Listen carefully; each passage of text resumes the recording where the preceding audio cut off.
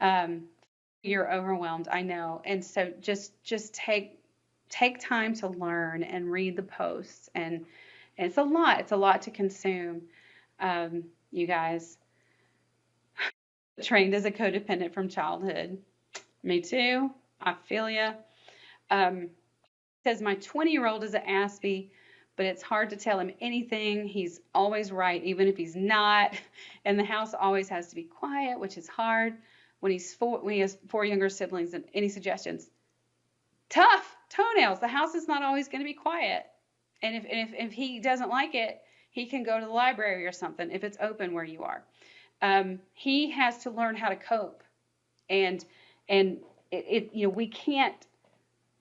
There is a point at which our 20-year-old and my 17-year-old Aspie has to learn how to cope. I want to recommend a book to you called The Loving Push. It's written by Temple Grandin and Deborah Moore. And I don't know if you've heard of Temple Grandin, but she's phenomenal.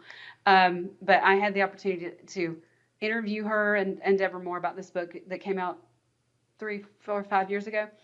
It's about this age that your son is, 20, and it's about transitioning them on out into adulthood, and not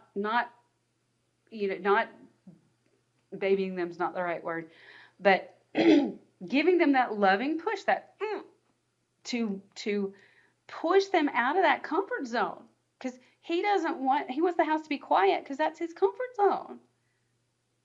But the world ain't quiet. It's not a quiet world, and yes, it's tough for him to be bombarded with that sensory noise, but he's got to learn how to find places that are quiet for himself, because the world can't adapt to him. He's probably going to be in job settings and where it's loud sometimes, and he's got to learn how to deal with that.